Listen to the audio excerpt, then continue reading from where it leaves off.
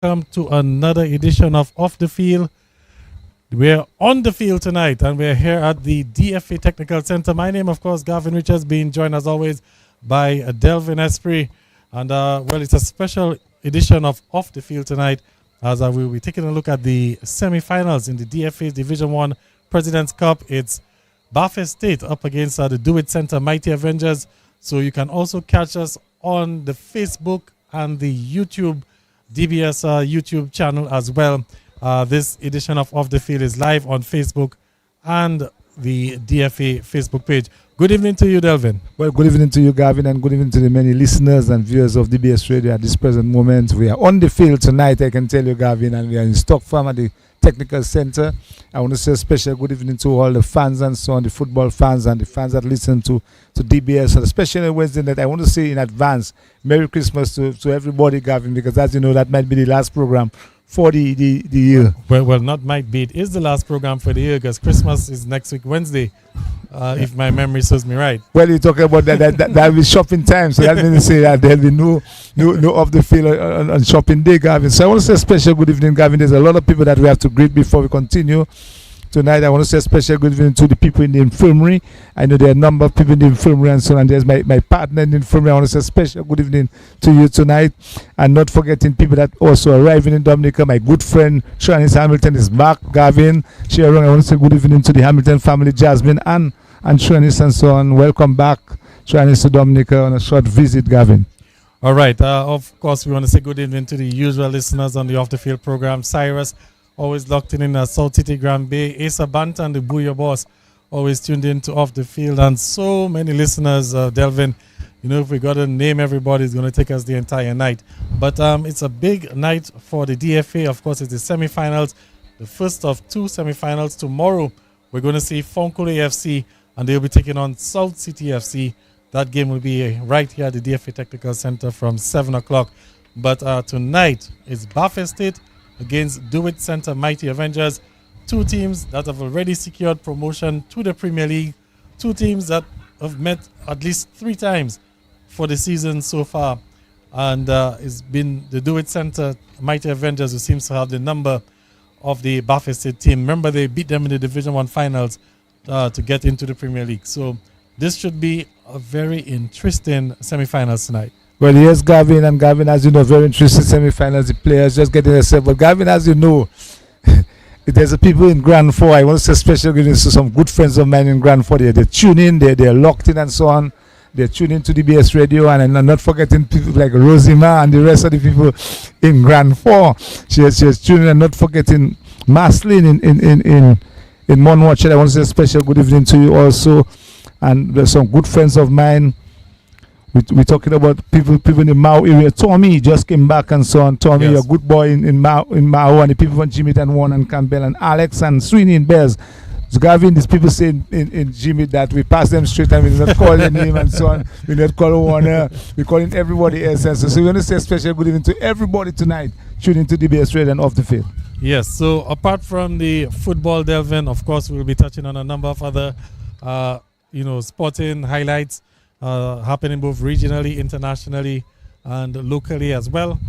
And of course, we're just waiting for the players to get onto the field for the start of the game. We were set for a 7 o'clock start, but we're going to have a little bit of a delay because we had the under 17 team, I believe it was, that was training just before. And of course, the D.F.A has so many young teams in training, preparing for regional competitions. As I speak to you, Delvin, we have the under 17 girls in action in Grenada right now. The last score that I heard, it was Grenada 2 and Dominica 0. That's in the under 17 Windward Islands football competition. So we're having a bit of a delayed start here at the D.F.A Technical Center because of the training for the under 17 team. But it's a wet night, a wet, cold night. There's a strong drizzle. Christmas night, Gavin. Christmas night, Christmas time. Yes. But Delvin, as I was saying, we can let listeners know about some of the other items going on in sports. We have West Indies, of course. West Indies and New Zealand in that the third and final test match is day number 1. And the West Indies made one change. Alec Athanaze is in for OJ Shields, so it's an opportunity for us to possibly see Kavem and Alec at the crease together But the news so far is that the West Indies, they've been asked to bowl first. New Zealand won the toss. West Indies asked to bowl first. And New Zealand 51 without loss. So a very good start there from New Zealand on day one. Tom Latham not out on 24. And Devon Conway is unbeaten on 26. Yeah, well, Gavin is a very good start, but I can tell you straight, the West Indies bowlers were pegging, and the bowlers did not keep a good line and length. I watched some of it before I came up there, and you could see that if they were hitting that constant line and so on, they'll get one of these batsmen out already. But as you know, Gavin, I think it's a very good team West Indies have there now. I can tell you that that's the best 11 West Indies can come up with. But the question I want to ask you and so on, and we also had the PR of the Football Association, Gavin, does West Indies have a vice captain? Well, there's a vice captain on paper, but there's not a vice captain on the field. So on tour, he having a very good time on tour. Well, circumstances didn't permit for the West Indies to utilize the current vice captain. That's Jomel Warrican. Of course, that's not the first time, Gavin. No, it's not the first time. It's not the first time. So he have a short peak as the vice captain on the team. Well, I think moving forward, that'll probably first of all, let's just say Jomel Warrican is the premier spinner in the Caribbean at this time. So if you're picking a spinner, you obviously go with Jomel Warrican for Test cricket. However, the conditions in New Zealand and previously, I think it was against Australia, sometimes the conditions may not favor him. So what about India? Well, in India, I think it favored him one or two matches. But the problem that we have is that's the difference between the West Indies and other teams, where you have your premier spinner is not necessarily guaranteed a pick. Now, there's no way that you have a premier spinner in India or Australian or in England and he's fit to play and he's not playing. In other words, it just shows that Warrican might be the best that we have to offer, but he's not necessarily world class. If you understand what I'm saying. Yes, I understand what you're saying, Gavin. So that means to say that the West Indies have to look at their team selection, especially when going and play matches overseas, Gavin, and especially the venues and where they're playing. Because he yet to play a match in New Zealand, and then you realize Chase bowling a lot of overs, and so that means to say Hodge might have to bowl a couple overs in that innings. I realize, Gavin. And maybe possibly even Alec Athanaze, who knows? All right, the players are assembling in the tunnel. So we should be in for a start very soon. That's in the semi-final match, the Division 1 President's Cup semi-final match. So we are live on Facebook. We're also live on YouTube. So you can also tune in there to have a look as to what's going on the field. But remember, it is off the field. So we will be talking about other sporting activities while we have the game on. And obviously, we'll be making reference every now and then to the game. Gavin, these two teams, from last year to this year to next year, these teams will play against each other about 10 to 12 times, Gavin. Well, I think that the teams that play against each other most compared to the Premier League team, because I can tell you straight that they will be clashing in 2 matches next year for sure. Yes. First and second round. Look, they clash already in the knockout. They're clashing again in the semi-finals and so on, Gavin. You can never tell. I think it have a President Cup in the Premier Leagues and the First Division team also. Something like that. I believe so. They might clash again, Gavin. So there's a lot of matches between those two teams. All right, Delvin, some other stuff before we get underway, because we have the teams lining up there, so we should be on the way just very soon. We've got lit news this afternoon, and not the best of news if you're a Dominican supporter of Senior Fontaine. And of course, remember early on in the year, he was selected to the West Indies under-19 team. And hopefully it would have been to advance onto the World Cup, which is set for Zimbabwe and Namibia next month. But the news this afternoon is that he's been dropped to the reserves. So it is from the investigation that I've done so far, it doesn't look like he'll be traveling with the team unless there's some sort of an injury or something like that. So Senior Fontaine not among the 15-man squad selected to represent the West Indies. And I have some serious issues with that. I will get to that in a while, but I just want to get your views. Well, Gavin, he suffered the same fate that I suffered in 1988, Gavin. I can tell you that, because maybe I was a young fella at that time, because the West Indies team was selecting the team to go to Australia. And I was part of that squad and so on. I was the only reserve on that team from Dominican, the only reserve on that squad, and I was the only reserve, and the team traveled to Australia. So Fontaine really suffered, and then you praying maybe in your mind that somebody get injured or something. Well, no, I rebuke that. I'm not going to pray for what anybody I'm to saying get is injured. that I know what you're trying to say. He, in my times and so on, I said, boy, things are tight and so on. I could understand and so. What he said is that he worked extremely hard. Yes. He performed pretty well this year. And it's just, Gavin, I tell you, Dominican players have to work a little harder and so on in terms of their cricket and the selectors. I don't know what the selectors, but if we have it all. Well, Devin, I'm not too sure if you've been following the under-19 team to really understand what has been going on in the past few weeks. Now, there was a call-up basically for the last 2 games against England, and they made 2 changes, Micah McKenzie and Shama Apple. And 2 guys, yes, albeit they're probably in their respective setups at the franchise level, but they were late additions to the team. So you had a core which featured in a number of matches against England and Sri Lanka throughout the course of the year. And then for the last 2 matches, 2 new players were brought in. Arsenio Fontaine was dropped at that point. Now, Arsenio Fontaine also had some challenges, I would say, where that things were stacked against him. He managed 195 runs in the matches, a modest average of 20.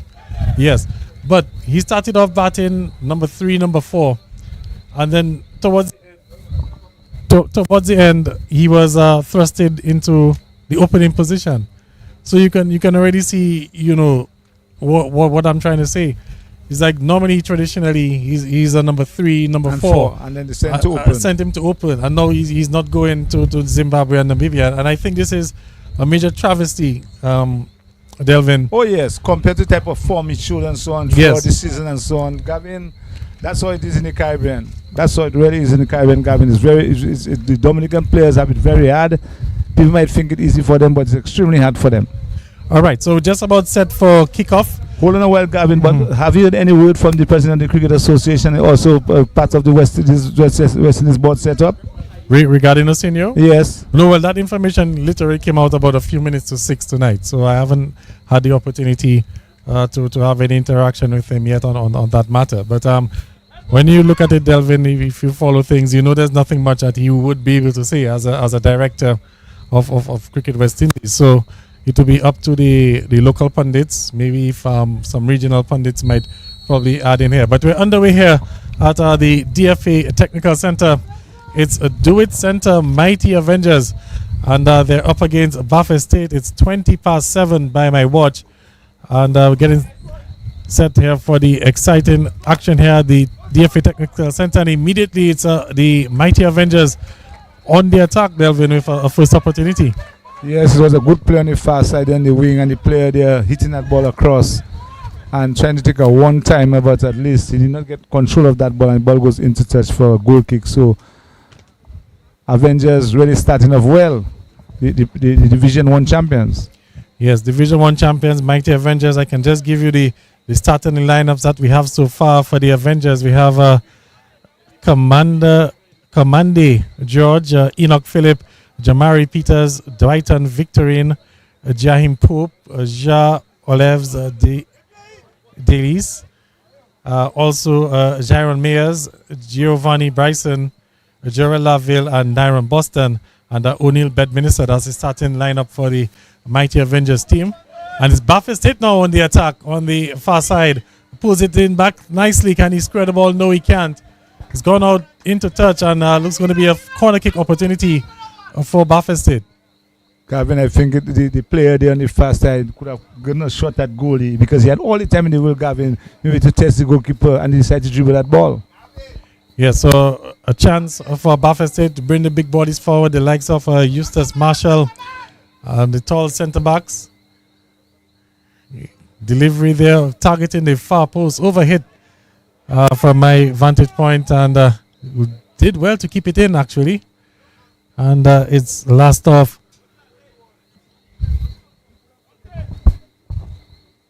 His last went into touch for Avengers throw-in.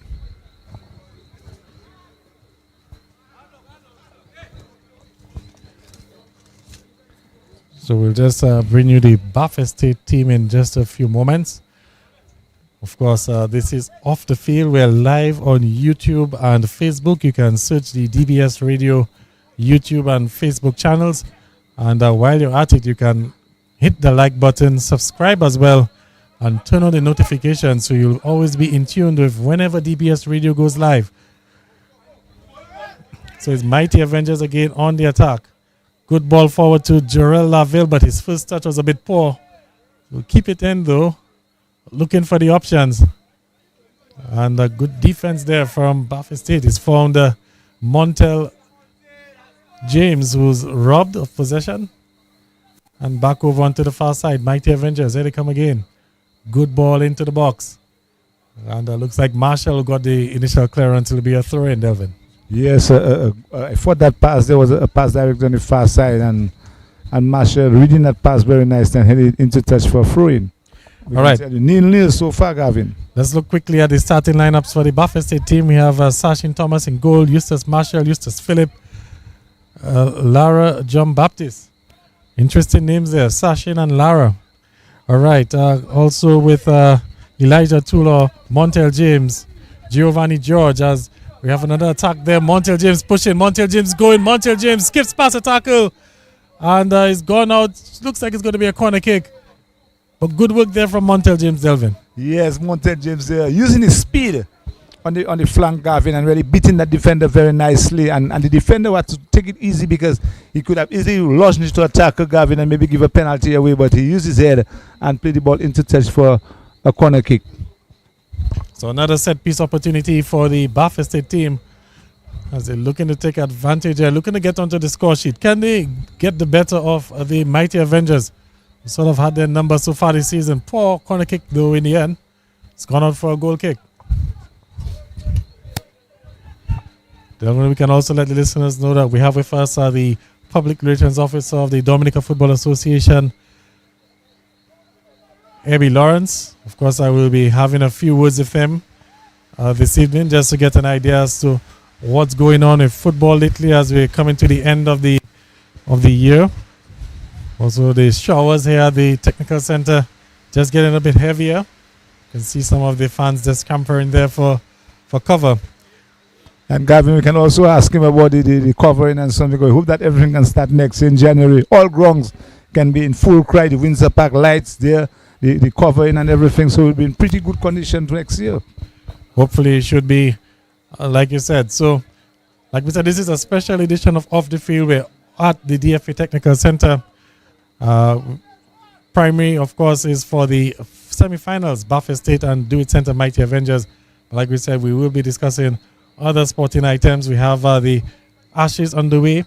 A big century last night from Alex Curry, which really helped the Australians into a reasonably good position, Delvin. Yes, and I can tell you that you need a wicketkeeper batsman of that nature, Gavin, and that's what Western is really lacking, a wicketkeeper batsman of that nature.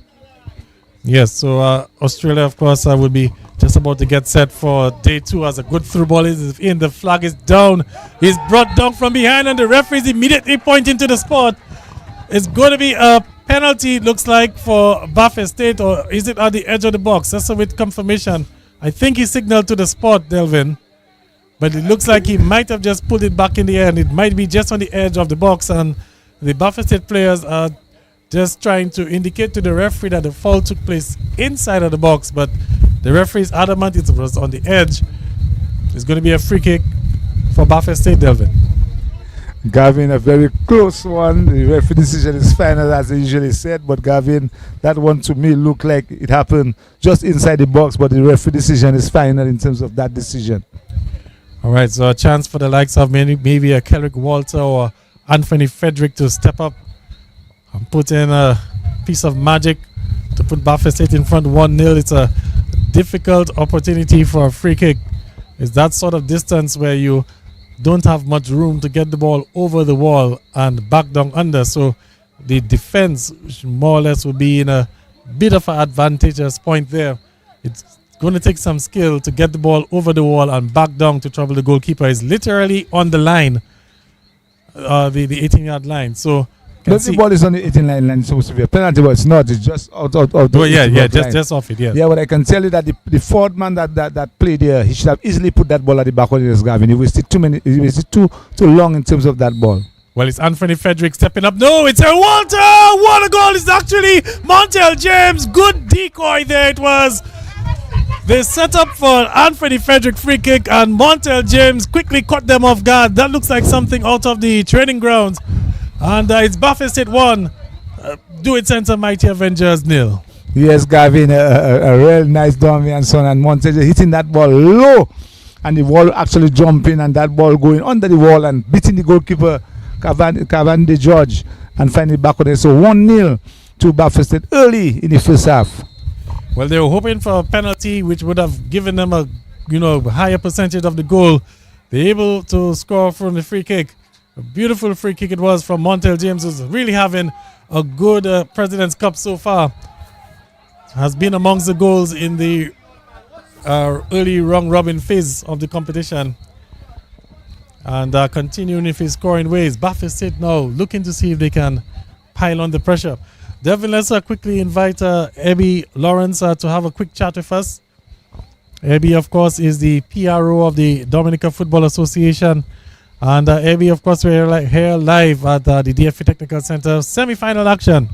Your thoughts, how are things shaping up? Yes, Gavin, under this cold, breezy night, it's a wonderful time to be here with DBS Radio Off the Field session. So I want to say good night to your many listeners and to the many fans of the Dominica Football Association. All right, Abby, as we're into the semi-finals of the Division 1 competition for the President's Cup, we've seen a lot of football this year. I think this year has probably been the biggest year in terms of football matches at all levels, women's, under 15, under 18, just name it, football galore. But your thoughts on the Division 1 as to how that competition has gone?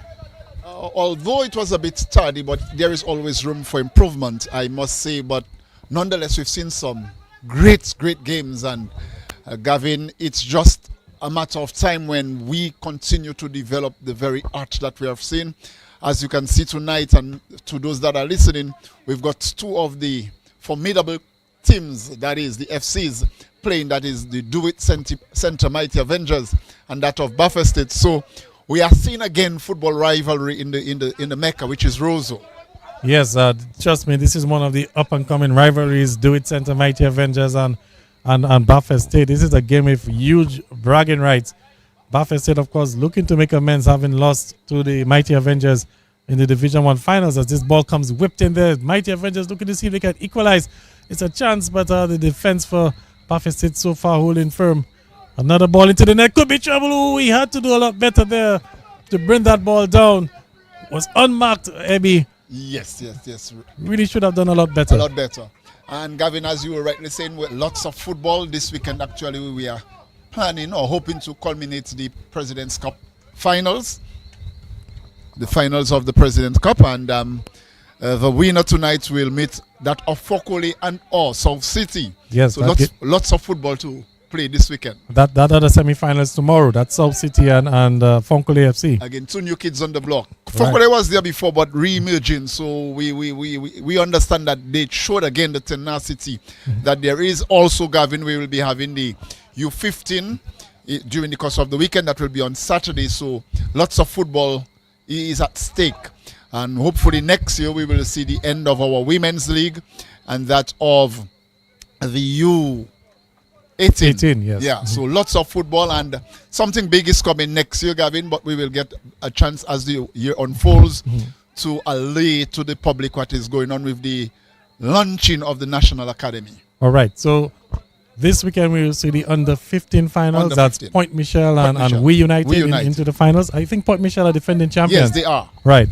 So an opportunity for Point Michel to retain their championship. They did well on the weekend. They came from 2 goals down. 2 goals down. To beat Southeast. Yes. And Southeast will come up against Roosevelt Scarlet Bombers. That's in the third place game. In the third place game. All right. And of course, we don't want to focus just solely on the men, the women in action. And a matter of fact, as we speak, we have the women in Grenada. Yeah. They're playing in the Windward Islands under 17 football tournament. Not Delvin. Abby, I think that's the first time I've even heard of a competition of that magnitude for under 17. Correct me if I'm wrong. you are right. Although it seems rushed, but we know that the girls have been in training, and we want to commend Coach Roselia and her management team for really pulling it through together with the D.F.A.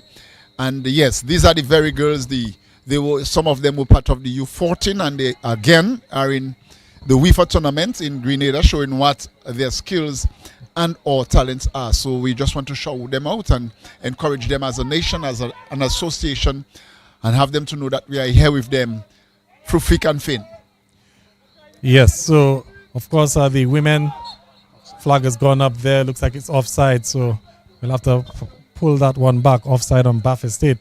So like we said, the women, they're taking on Grenada as we speak. Yeah. The last scores that we heard, it was 2-0 in favor of Grenada, but we're hoping that, of course, our ladies can pull things back.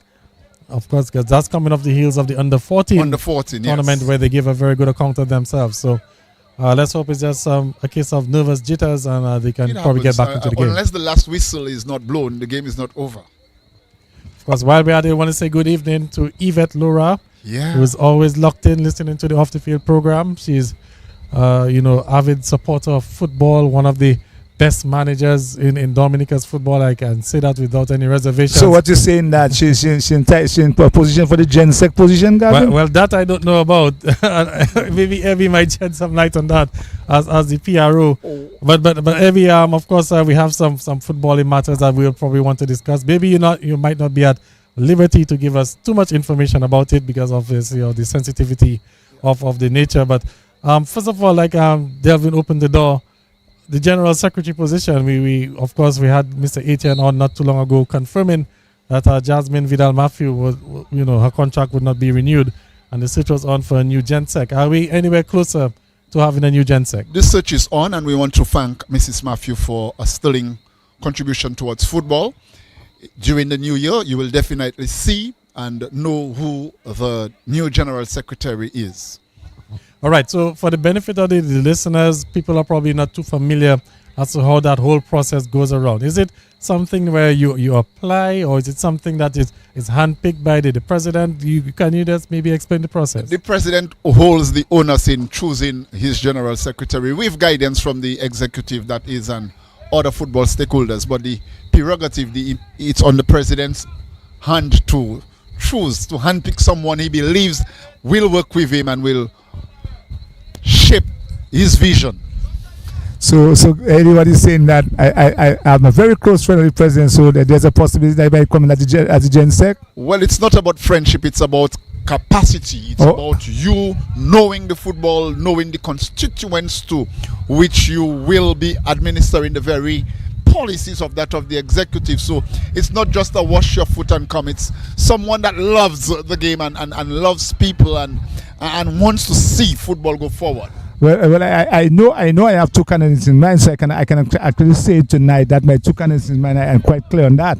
I think Alvin Abraham is a good guy, and Yvette Laura, so it's between the two. So it's up to the Dominican Football Association to go for one of these two individuals. Well, again, it's the onus is on the president. That is the president's selection, Mr. Esprit, and that of the listeners of DBS. All right, so you're saying, Ebi, that is most likely that the position should be filled early in the new year? Early in the new year. All right. Another position that's vacant, and of course that's a major talking point, that of head coach of the senior men's national football team. Now, the contract for Mr. Sabin, of course, came to an end following the last friendly series that we had in St. Kitts. Is the D.F.A any closer to appointing a new head coach? Soon, statement will be made. Yes, the new head coach will be chosen.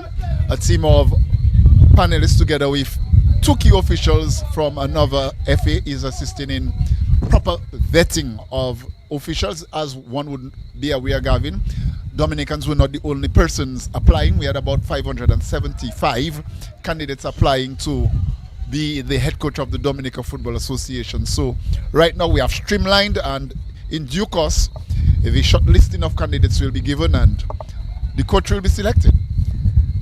Is it a Dominican? We have to be straightforward. Is it a Dominican? I'm not in a position to say at the moment. I'm getting some stories and so on, and I don't want to reveal the stories as yet. But is it a Dominican? I hope that the association take a good decision to put a proper head coach in place. David, I find you're imputing improper Improper motives motives. because you by saying that you're saying that the previous coach was not a proper head coach. Yeah. So And I think you should retract that, Delvin. I don't think it's saying about retract, because you know how I feel about the whole system from long, Gavin. So it just tells and so on that what is going on in Dominican football. But we're just hoping that, as Gavin, as I said, this year was very rough year for the Football Association, and hopefully next year we'll get things moving very smoothly in the football association, because Messi had his own way this year, but next year is Ronaldo ahead of there, just over the crossbar there, golden opportunity there for mighty Avengers to level up the match. All right, so just want to go back a bit on the whole process for the coach, and you said that you had to shortlist a number of candidates. So in terms of shortlisting, what number are you looking at in terms, because you started off with over 500? When you shortlist, what number can we possibly be looking at? Well, again, that is for the committee that is placed in Okay. in charge of selecting. But I believe soon enough a firm decision will be given. You see, Gavin, you do not want to rush. But I'll have to cut you off because it's a chance. Baffa State, it goes in, it goes in. It's a goal, it's a goal. It goes in, so it's 2-0 to Baffa State. And that was an error in the back, and Baffa State capitalizing on it in the end. The number 11 player, that's, let me see if I can get that name correctly there. That's Giovanni. No, that's not Giovanni the Gallery. We'll confirm the number 11 player for you in a bit. But it's Baffa State now 2-0. That's Eustace Philip. Totti. Eustace Philip making it 2-0. Capitalizing there on a bit of an error. There's a bit of a ricochet. And the second ball fell to Eustace Philip. And he slotted it past the goalkeeper.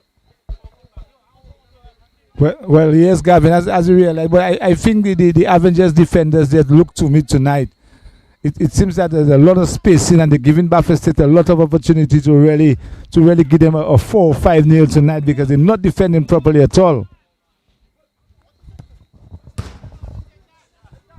And that ball was cleared into touch for a throw in there for Baffa State. So you can tell you Baffa State 2, Avengers 0. We are in the semi-finals of the President Cup. That's the first division teams for the President Cup after the Frederick. With that ball, trying to play some fancy. Ball in the corner, kicked into touch for throw-in to Baffa State. Baffa State really enjoying the better of the exchange tonight against the Avengers there tonight. The defending Avengers are the champion of the Division 1 competition. And both teams are moving up to the Premier League. But tonight, President Cup, one of the teams will be going to the finals of the First Division President Cup. And so far, Baffa State looking like they have the advantage of a 2-0. You can never tell because it is early days in the football match. But Baffa State 2, Avengers 0. As you see, Kenrick Walters, number 7, one of the key players, looking to go for a long throw. Played out, back to Kenrick Walters. Walters control. Played over the top, offside position there. And the offside position there. So no goal. But Eddie, Gavin was talking to you about streamlining. So we dunked about a 50 now because you're talking about 575. Eddie, that's a lot of applicants. Yes, it's a lot. It appears to be a lot, but nonetheless, there are some you would just ignore along the way. Okay then, so Gavin, you heard it there.